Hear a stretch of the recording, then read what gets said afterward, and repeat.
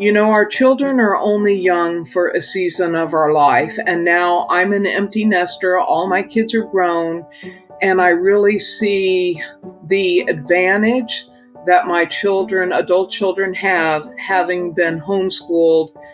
In fact, after their dad died, being homeschooled by a single working mom, they were able to just continue with their learning adventure, and we were able to maintain a strong personal relationship because of it.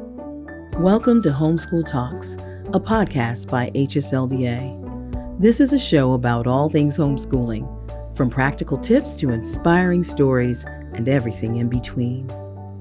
You can find show notes for this episode along with our other Homeschool Talks conversations at hslda.org/podcast.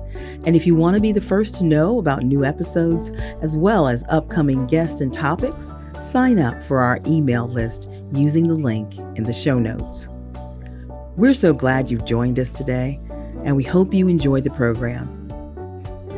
Welcome to Homeschool Talks. My name is Darren Jones. I work here at HSLDA and I'm the Director of Group Services as well as a homeschool husband and father. Shari McMinn is an author, a speaker, and a homeschool mom of 11 children.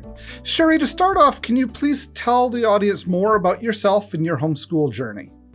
Yes, I'm thankful to be here. I love HSLDA. For many, many years. We were members. I have completed my homeschooling journey just a year or two ago, graduated my last one, and my husband and I homeschooled for 28 years. We, for much of that time, lived on a remote farm in Colorado, and then he passed away, and after that, I started working for Christian Home Educators of Colorado in order to help support my family while I finished homeschooling the 5 youngest of my children. And we love homeschooling, and my adult children are my best friends. That's the great thing about homeschooling, is you raise your best friends. Shari, thanks for that introduction. Can you tell me, I know you've adopted some children. Can you tell me some of the experience there? And I think some of them started as foster kids, right? Yes, that is correct. We adopted 5 children after we had 6 children by birth. And we were very fortunate because we went through our State Department of Human Services in a county where there were a number of Christians. And so when we said we're Christians and we homeschool, what do you think? They'd say, that'd probably be really good for some of our children.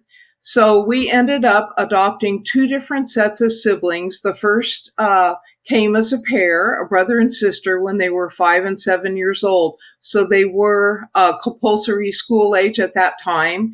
And we actually got the state supervisor to give us permission to begin homeschooling them. That's kind of a rare thing, but it was very fortunate for us. And then 3 years later, we adopted a trio of younger siblings that were 1, 2, and 3 when they came to us. And homeschooling was such a blessing to all these kids.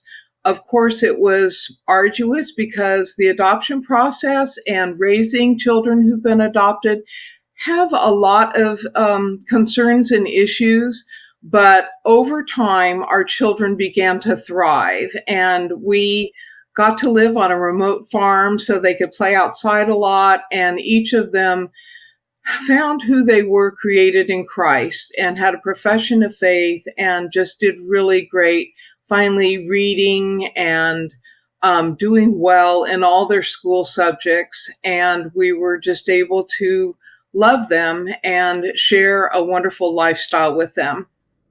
So when you adopted, I know with the older ones, age 5 and 7, did you have children about that age where they were able to homeschool together? Yes, we did. We, at that point in time, had 5 children living in our home that ranged from age 8 up to about 15. And so the children that we adopted were younger than our biological children, and I do recommend that.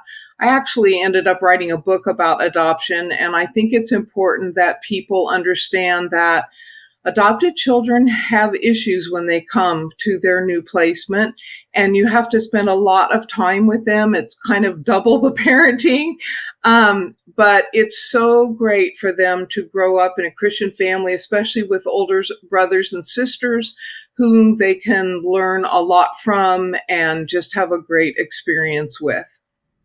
So can you tell me a little bit about this experience? You've already alluded to it some, that the social worker was on board with you homeschooling those kids. Did you have to fill out extra paperwork? Did you have to get a judge involved? Can you tell me about that? Yes, sure. Definitely there was a little bit of extra paperwork. And as we proceeded through the process, then eventually a judge did sign off on it. We had multiple visits with our caseworkers that would come out and just kind of check us out because we were a big family that lived remotely, and they just wanted to make sure we were the real deal. And we ended up making friends with our social workers. In fact, I'm still in contact with them on a frequent basis. Even though my kids are grown, we became good friends.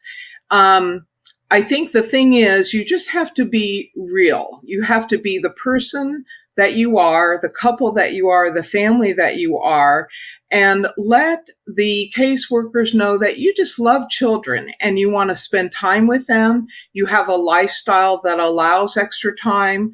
I was a stay-at-home mom that helped my husband work in his business, and he was home a lot. And so they had just a lot of parental relationship building time. And so that worked out really well. We would often have fun with our caseworkers when they came for their supervised visits. We would ride horses or play baseball with them, and they saw that we were just a real family that enjoyed being together. So when you got into doing foster care at the first, were you planning on it leading to adoption? That was always your goal, or was that something kind of new that you got into along the way? You know, we wanted to adopt from the beginning. And so we did what's called foster to adopt. That means that we would consider children that basically are going to become legally free. We didn't want to have to give anybody back once they came to us. And so we were given a list by our county's Department of Human Services that had about 12 children listed who they knew the parental rights were going to be terminated. So the children were in foster care status, but they would become legally free to adopt. And so when we first looked at the two that were 5 and 7 that came to us, their parental rights were going to be terminated just within a month. And so the state decided that it was going to be okay that they came to us. And then we actually started homeschooling after they arrived with us and were legally free. Then the next group of the trio of siblings, they came to us when they were really young. And so they weren't of homeschooling age at that point in time. So by the time they did become the compulsory age of attendance, we had already legally adopted them and the foster care process was over with. Okay. Now, Shari, you and I have corresponded some because my job here at Homeschool Legal Defense is Director of Group Services. And so I've worked with you some with your work with Christian Home Educators of Colorado. But just because of where I come from, when you were homeschooling, were you involved in any sort of co-op or support group? Yes, we were. I've always been involved with co-ops, and much of the time I actually led the co-op. Just because there's not very many people that feel confident about leading, and my parents raised me to be a leader, so I'm okay about that. When we started homeschooling, we actually lived in the city and county of Denver in an urban home. And we found a group of homeschoolers that met at a library. So we started meeting with them. And eventually the person in charge said, hey, she can't lead anymore. Would I like to lead? So I took over that group. And then we eventually moved to our remote farm and found an existing local homeschool group in that town and got involved with them. I have always felt that it's good to be involved with a group because you're accountable to someone. And of course, it offers many opportunities for your children to socialize and for parents to make friends, go on field trips, do that kind of thing. But I've always been involved with and advocated for being involved with homeschool groups. I think it's really good for the kids. It's good for the parents. I know a lot of families also belong to a church, and that's great, but it's also a different type of interaction. So I love homeschool groups. We have made lifelong friends with the people that we met with a couple times a month for, 10, 20, 30 years almost. And I just think they're awesome. So I'm really pleased that HSLDA has you as a representative to deal with groups. You know, homeschool is changing. There's new people coming to it that know nothing about homeschooling. And so getting them plugged into a group to be mentored by other experienced adults, I think is probably one of the best things we can encourage. Yes, I'm always encouraging people, whether they're new homeschoolers or they've been doing it for a while, getting involved in a homeschool network of some sort is going to be really helpful for both the parents and the kids. Absolutely. And I loved that you said that you met at a library. The library I live nearby is kind of a hub for homeschool students. There's often game nights and curriculum displays, and that's where the local science fair is held for homeschool students, and libraries can be great that way. They sure can. They sure can. And of course, anybody using a secular public library has to have a little bit of discernment about things that are involved there, but it is a great community gathering space. And there also are a lot of churches that will offer their spaces for use. So I'm thankful that most communities have a multiple options for groups to meet. Yes. One of the things that I've liked with groups in our areas is that they offer various kinds of opportunities. So if you just want to have your teenagers go and socialize and hang out with each other, there's a group for that. And if you want a really academically rigorous program that's sending lots of homework home, there are groups for that as well. You mentioned that you had led a couple groups. What was the important thing for you in leading those groups? That's a really good question. The groups that we belonged to, the parents were very involved. They participated by either attending or teaching or helped facilitate the teachings. And they were all very cooperative type groups. We kept the fees low so that they were affordable to families, especially ones that were just living on one income so they could homeschool their kids. And we found that if the parents didn't just drop off their kids, but actually joined in the community of the homeschool group, it was a richer opportunity for the children and the parents. Yep. And so that's the thing that I really loved about the groups we were involved with, is that they were cooperative. Now, of course, you have a lot of different opportunities these days. There are paid programs, drop-off programs, but I just always encourage parents to be involved with their kids because homeschooling is a relationship. I do too. That's the kind of co-op I was in when I was a teenager being homeschooled. So I love to see those.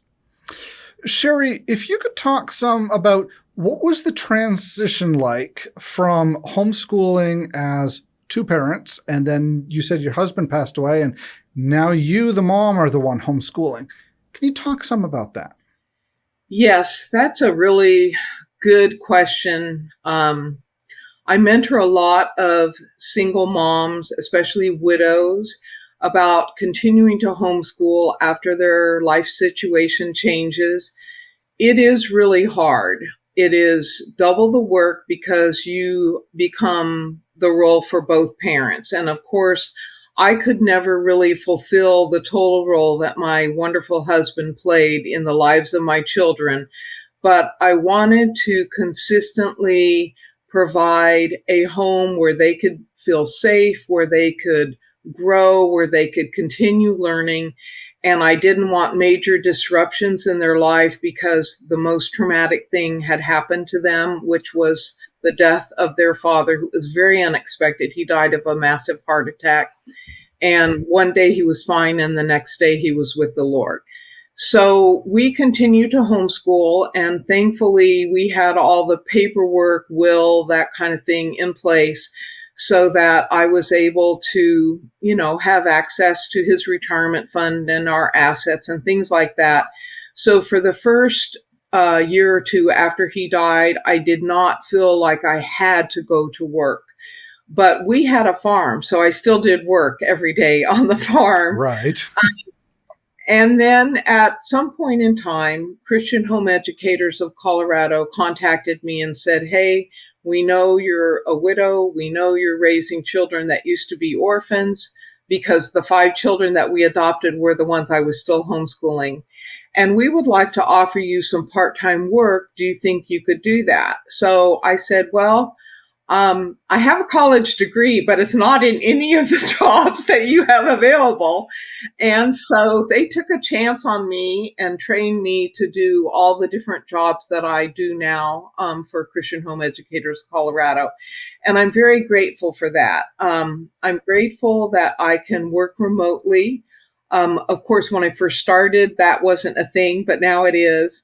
And I encourage women who are faced with single parenting. Of course, there's dads that are faced with single parent homeschooling as well, that this is a season of your life and it will pass, and God will see you through it, and your children will be forever grateful that you said, I'm going to give up kind of my social life. I'm going to cut back on things. I'm going to prioritize so that I can, 1, support my family, but 2, homeschool my children.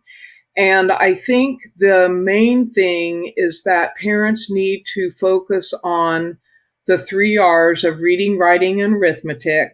Spend one-on-one time helping your kids learn their math facts and reading and that type of thing.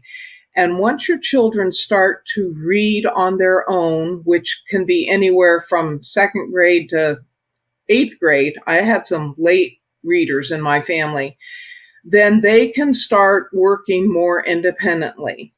I know that there are online options and a lot of people choose that, but I think that the old school way of doing school with your children is super important to maintain a relationship, especially if you're a single parent. So when I was single parent homeschooling and working, I would help my kids with their schoolwork first thing in the morning, get them going. And then I would hop onto email and do some of my work while they did their schoolwork together or went and played or did whatever.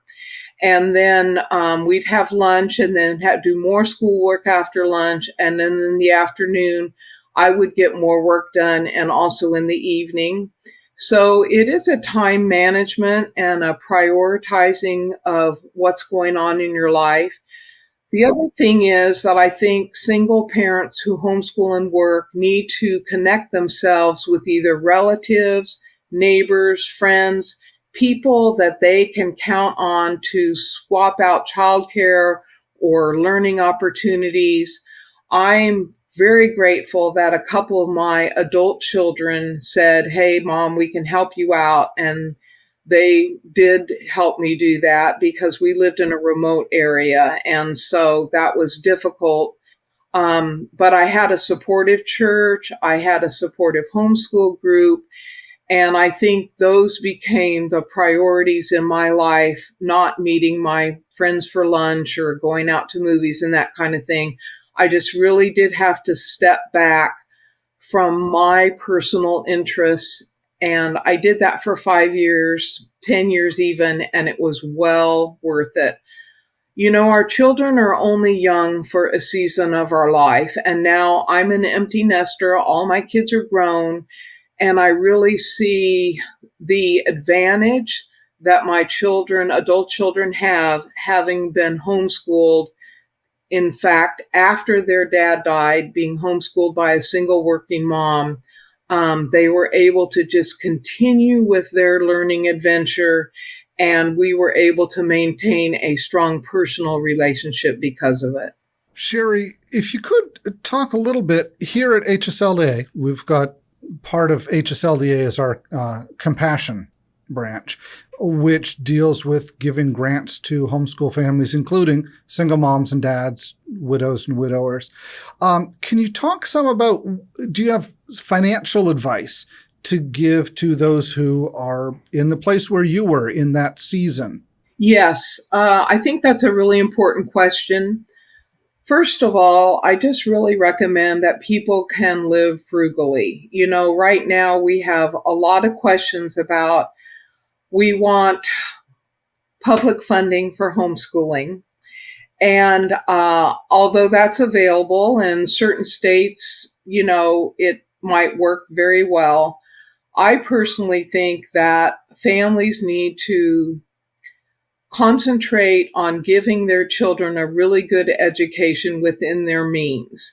And when there are single parents who it's a struggle to just make ends meet and pay bills, then I think there's several opportunities for getting help with funding. First of all, I really encourage every family, and especially single parent families, to find a church that they can belong to and use as a resource, not only for a support network, but also to maybe get help with the deacon fund. I know that the deacons in the church we attended really helped us with a number of things, and some of it involved curriculum, some of it involved just giving us really good new Bibles, but also helping us with meals and saying, hey, you know, can we come visit you and just be with you? And so that was... As a deacon in my church, I heartily endorse this. All right, keep going, yes, Shari. Yeah. And it's just such a wonderful resource.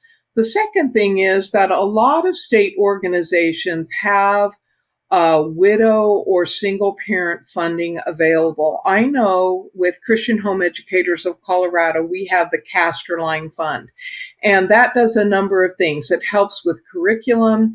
It hosts a really wonderful evening and dinner and program every November, usually, for any woman who is a single parent and homeschooling, whether you're widowed, divorced, or just single for whatever reason.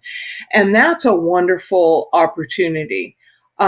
We also give scholarships to our independent school for families who are single parenting and want to be under the Czech Independent School umbrella. And so that way they can also attend our events for free and that type of thing. So I think depending on what state you're in, just look at the HSLDA website and find the homeschool organization in your state and contact them to see if that helps. And also, of course, the HSLDA Compassion Fund. But I do think there are ways that you can find financial assistance in addition to resource assistance if you are struggling as whether you're a happily married family living on one income or whether you're a single parent trying to homeschool your children. I'd like to change focus a little bit, if I could. You homeschooled all your kids through high school, and I know that's kind of scary for some parents. Can you talk some about what it's like to homeschool in high school? You bet. First, I want to start off by saying that I had a lot of different types of learners in my family. I had some that were highly gifted, and I also had some that were really struggling because they either had cognitive delays or they were traumatized by adoption. So I really had the gamut. And I was thankful that some of them could work fairly independently, although I always helped my children with English and math every morning, even while they were in high school. Because my students all became very, very good readers, and they had a good work ethic. We had a farm, so they learned their work ethic by doing farm chores every day. They were fairly trustworthy to complete a lot of their schoolwork on their own in high school. And at that point in time, when we first started homeschooling high school, there weren't dual enrollment and those types of programs. So I did just help them. We had DVDs to help with math and chemistry and that type of thing. Now, of course, you have even HSLDA, or for instance, Cedarville University has dual enrollment high school programs that can be accessed online. So that's certainly a way to do it, especially if you're just a mom and you feel like, I can't teach math and chemistry at that level. You can find other helps, so to speak. But I think the really important thing is that you do maintain a relationship with your kids. You check in with them, you check their work, you make sure it's getting done. And when my husband was alive, he'd be the guy that made sure everybody was staying on task.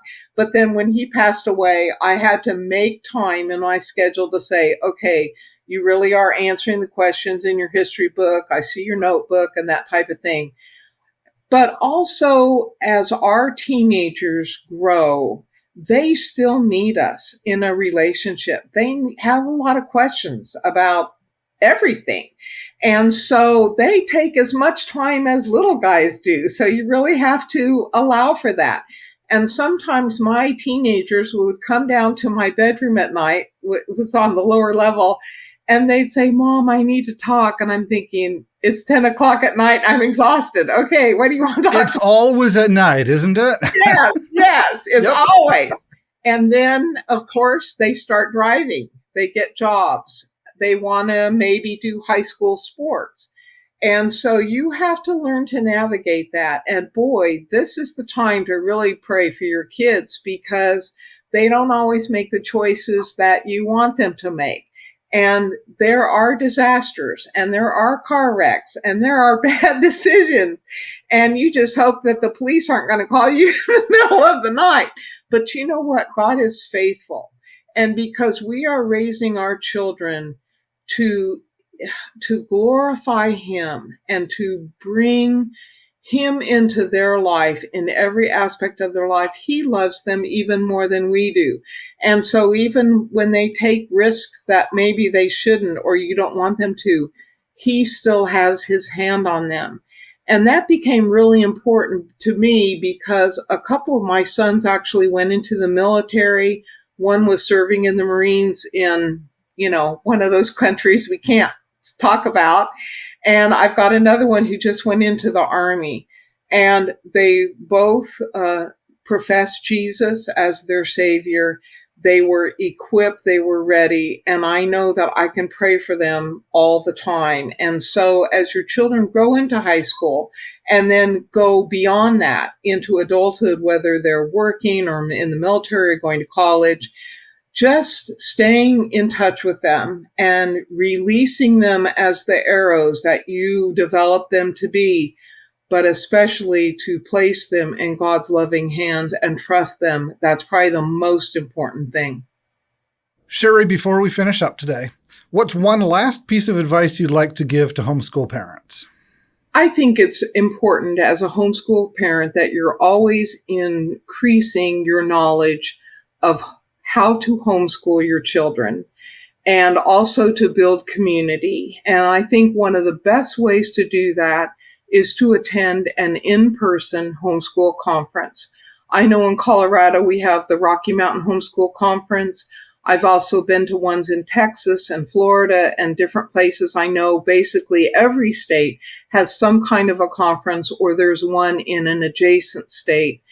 And I really recommend that you go, you take your family, you attend workshops, you look at the curriculum hall, and you take time to make friends with other homeschool families, because they are the ultimate support net for your journey of raising your children, to disciple them to know Christ and to enjoy a homeschool education. That's great. Thank you, Shari.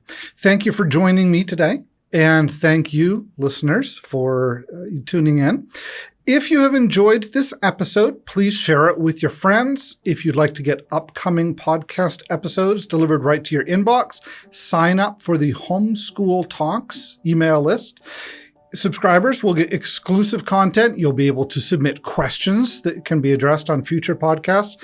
And if you're not yet a member of HSLDA, we would love for you to join us. Please go to homeschooltalks.com/join.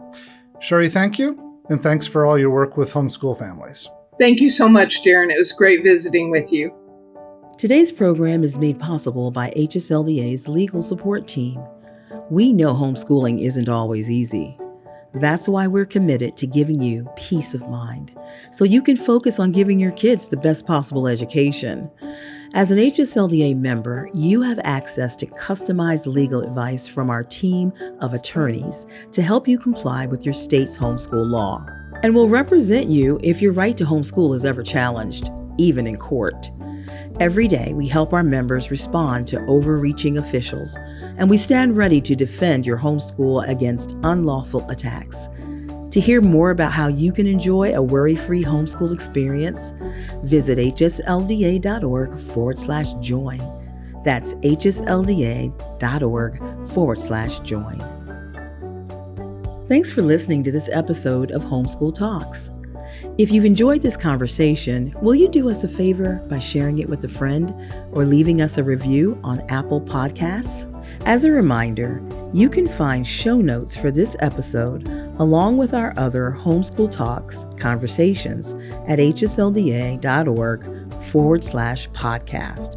And if you want to be the first to know about new episodes, as well as upcoming guests and topics, you can sign up for our email list using the link in the show notes. That's all for now. We hope you enjoyed this program, and we'll see you next time.